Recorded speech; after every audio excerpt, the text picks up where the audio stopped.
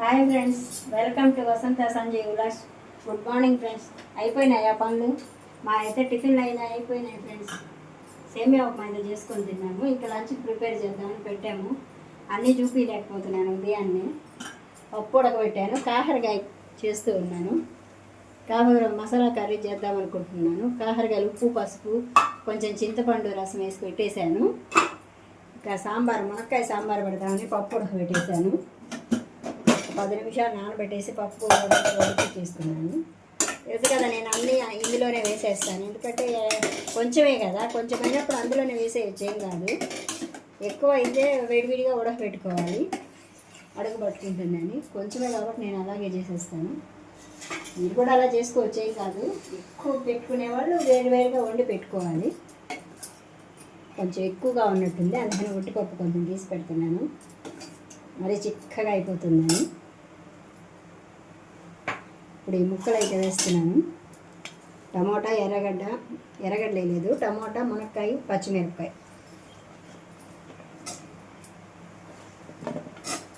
మీరేం వంటలు చేస్తున్నారు ఫ్రెండ్స్? మేము వెజిటేరియన్సే కాబట్టి పప్పు సాంబార్లు ఇవి చేసుకొని ఉంటాము. మీరేం చేస్తున్నారు? మాదైతే ఈరోజు మంచిది. రైస్ అయితే పెట్టేశాను. చింతపండు నానబెట్టుకున్నాను.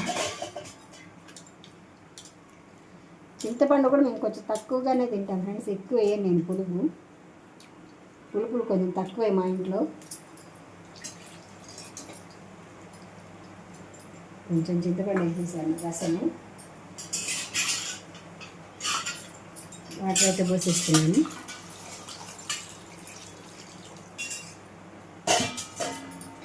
కప్పు తీసి పెట్టాను, కావాలంటే మళ్ళీ వేస్తాను నేను.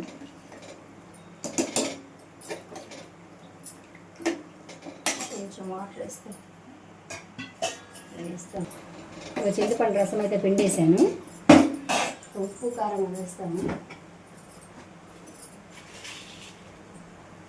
ఉప్పు తగినంత చూసుకొని మళ్ళీ వేసుకోవచ్చు. మరి ఎక్కువ అయితే కష్టం, అది కొంచెం వేస్తున్నాను, చూసుకొని వేసుకోవచ్చు.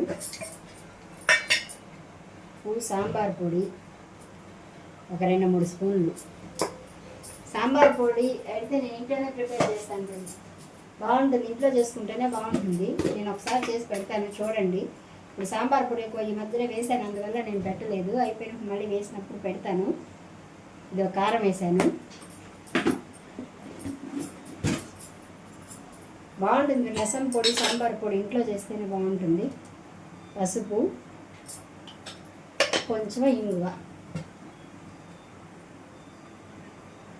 ఇదంతా బాగా ఉడికిన తర్వాత కరివేపాకు అయితే ఇందాకే వేసేసాను.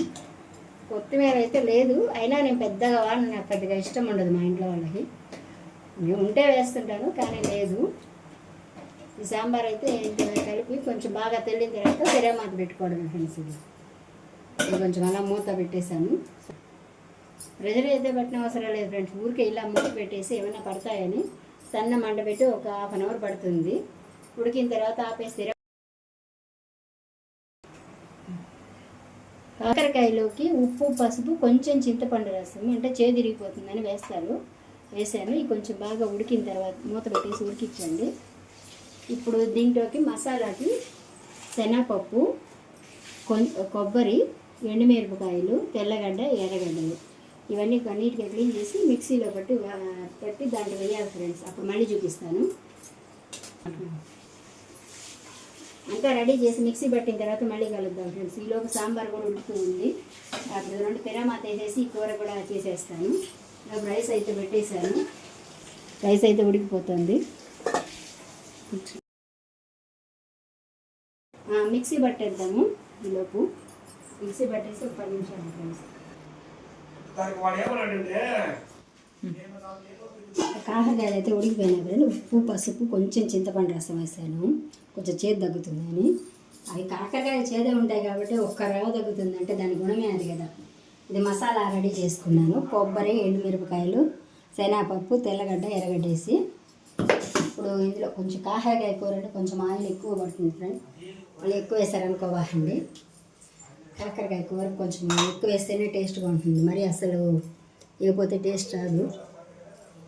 కొంచెం బాగా ఫ్రై చేసి ఆయిల్ వేడెక్కాలి. సాంబార్ కూడా ఉడికిపోయింది. ఇంకొక 2 నిమిషాల నుంచి తిరమాత వేసేయడమే. ఈలోపు ఈ కాకరకాయలు కొంచెం ఫ్రై అయిన తర్వాత ఈ పొడి వేసి బాగా ఫ్రై చేయాలి ఫ్రెండ్స్. కొంచెం ఆయిల్ బాగా హీట్ అవ్వాలి. కొంచెం లైట్గా ఉన్నప్పుడు కాదు, బాగా హీట్ అయిన తర్వాత వేయాలా. ఇలా హీట్ అవ్వలేదు. ఇదే ఫ్రెండ్స్ మీకు లంచ్ అయిపోయిందా? ఇంకైతే బాస్మతి రైస్ అయితే కొంచెం వండాలి. మళ్ళీ ఈ రైస్ అయితే అయిపోయింది. నేను పచ్చళ్ళు ఉన్నాయి, గోంగూర, నిన్న రోటి పచ్చడి చేశాను కదా, ఆ రోటి పచ్చడి కూడా ఉంది. ఇక అందుకని ఈ 2 చేస్తున్నాను ఈరోజు. ఆయిల్ అయితే హీట్ అయింది. ఒక కాకరకాయలు అలా కట్ చేసుకొని వేసుకోవాలి. కొద్దిగా ఘాట్లు దాంట్లో పెట్టేస్తాను. ఉప్పు పసుపు పోతున్నాను. కొంచెం బాగా డీప్ ఫ్రై అవ్వాలి. ఉప్పు పసుపు వేసి ఉడకబెడితే కొంచెం చేదు తగ్గుతుందని. చేదు తినే వాళ్ళైతే మామూలుగానే, తినే వాళ్ళైతే మామూలుగా వేసుకోవచ్చు. అప్పుడు ఉడకబెట్ట అవసరం లేదు. ఆమె పచ్చికాయలోనే ఆ మసాలా వేసి వేసుకోవచ్చు. నేను కొంచెం చేదు తక్కువ తింటాను కాబట్టి ఇలా అయినా చేదుగానే ఉంటాయి, కాకపోతే కొంచెం తగ్గుతుంది. కాకరకాయ కూడా చేదు ఉంది. ఇంకా మనం ఇన్ని చేసినా కొంచెం చేదు ఉంటుంది. కాకరకాయ చేదు లేకుండా ఎవరు చేయలేరు. ఇంకా బెల్లం అలా వేసుకుని చేదు కనబడుతూనే ఉంటుంది. కొంచెం బాగా ఫ్రై అవ్వాలి. సాంబార్ అయితే అయిపోయింది.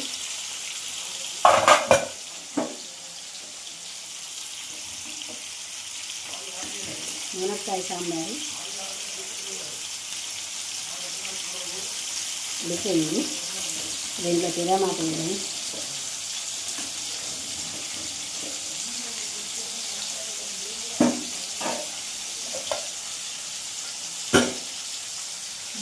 ఇది కాసేపు మూత పెట్టేస్తాను. కొంచెం బాగా వేగాలి. ఒక 10-15 నిమిషాలు పడుతుంది ఫ్రెండ్స్. బాగా ఫ్రై అవ్వాలి బాగా అవి. ఆ తర్వాత ఆ పొడేసి ఇది వేసిన తర్వాత ఎక్కువసేపు అవసరం లేదు. ఒక 10 నిమిషాలు అలా సన్న మంట మీద పెడితే చాలు. ఈ ఫ్రై అయ్యేదానికి ఒక 10 నిమిషాలు పడుతుంది. కొంచెం బాగా ఎర్రగా రావాలి, ఫ్రై అవ్వాలి. పచ్చి వాసన అంతా పోవాలి కదా, ఉడకబెట్టినంత ఫ్రై అవుతుంది. కాసేపు ఫ్రై అవుతుంది. ఎప్పుడే కదా వేసాను. ఒక 15 నిమిషాలు పడుతుంది. చాలా రోజులు వేసాను కాకరకాయ కూర చేసాను, కానీ ఈరోజు చేసుకున్నాను. మూత పెట్టేస్తున్నాను. ఒక 15 నిమిషాల తర్వాత మళ్ళీ తిద్దాం. ఈలోపు సాంబార్లో కూడా మాకు వేసేస్తాను.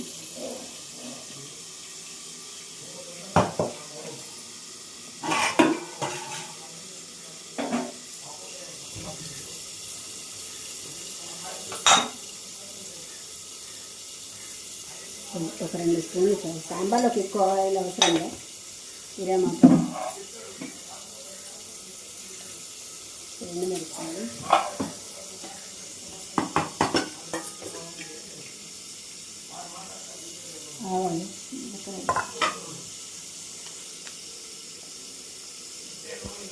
ఆవాలు జీలకర్ర వేసాను.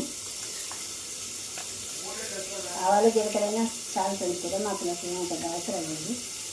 సాంబార్లోకి అయితే మినప్పప్పు శనగపప్పు ఏం అవసరం లేదు. ఆవాలు జీలకర్ర, కొంచెం ఇంగువ, కరివేపాకు వేసుకోవచ్చు. ఇందాక ఏం చేసాను కాబట్టి అవసరం లేదు. ఇది అయిపోతే ఇక కొంచెం బాస్మతి రైస్ ఉండాలా. ఏదో ఒకటి అయితే అంటున్నాను. కరివేపాకు వేసేసాను. వేసేసాను.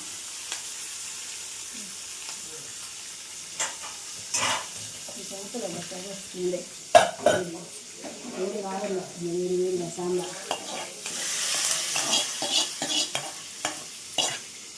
అయితే అయిపోయింది. ఉప్పు సరిపోయిందా లేదా? ఉప్పు కూడా సరిపోయింది. అన్నీ బాగానే సరిపోయినాయి.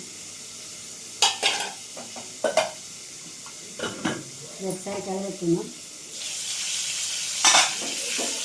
కొంచెం ఇంకొక 10 నిమిషాలు పడుతుంది. ఇంకో 10 నిమిషాలు పడుతుంది ఫ్రెండ్స్.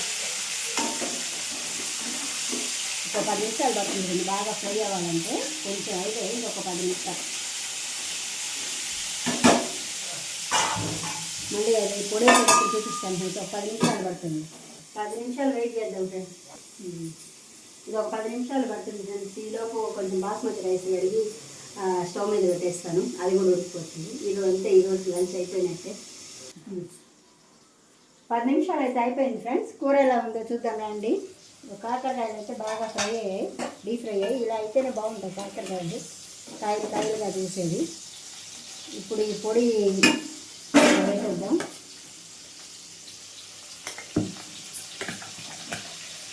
ఆనియన్స్ వేసేది కొంచెం ముద్దగా వచ్చింది, కానీ ఇది పొడిగా వచ్చేదాకా సన్న మంట మీద ఫ్రై చేయాలి. ఇది రైస్ అయితే పెట్టేసాను, బాస్మతి రైస్ కొంచెం ఉడికిపోతుంది.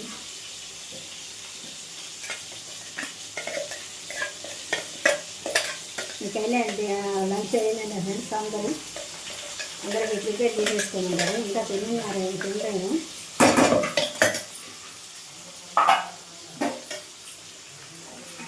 ఇంకా కొంచెం బాగా కలిపేసాను. కానీ కొంతమంది విడిగా పొడి వేయించేసి కూడా కలుపుతూ ఉంటారు. నేను దీనిసార్లు ఎందుకని ఇలా వేసి సన్నగా వంట పెడితే కాకరకాయల్లో కూడా కొంచెం పోతుందని ఇలా కాకరకాయలు అంటున్నామంటే కలిపేటప్పుడు కొంచెం అలా పోతుంది.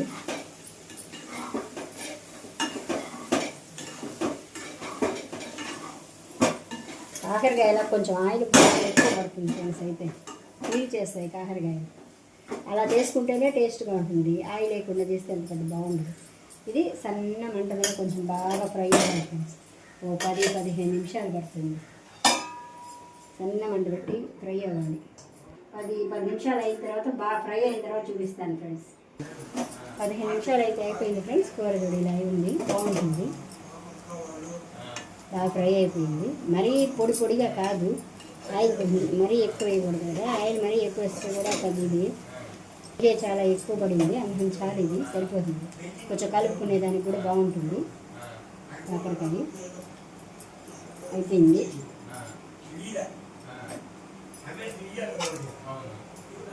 రైస్ కూడా అయిపోయింది.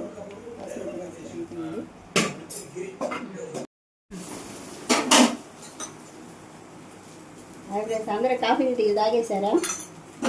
నేను సాయంకాలం అయితే బయటికి వెళ్ళాను షాపింగ్కి, శ్రీమంతానికి. వచ్చి డిన్నర్ అయితే ప్రిపేర్ చేస్తున్నాం. మా అల్లుడి గారికి అయితే దోశ పోస్తున్నాను. మాకైతే అన్నము పెసరపప్పు చేశాను. మధ్యాహ్నం సాంబార్ అవన్నీ ఉన్నాయి. ఇది ఫ్రెండ్స్ ఈరోజు దోశ కారం చేశాను. కారం ఆల్రెడీ ముందు వీడియోలో చేసి పెట్టాను ఎలా చేయాలో. కావాలంటే ఆ వీడియో చూడండి, రెసిపీ కావాలంటే. ఈరోజైతే దోశ కారము డిన్నర్కి, అన్నము. ఈరోజు డిన్నర్ అయితే అయితే ఫ్రెండ్స్. ఈ వీడియో ఇంత అయిపోయింది. ఈ వీడియో కానీ నచ్చినైతే లైక్ చేయండి, షేర్ చేయండి, సబ్స్క్రైబ్ చేయండి. Bye friends, good night.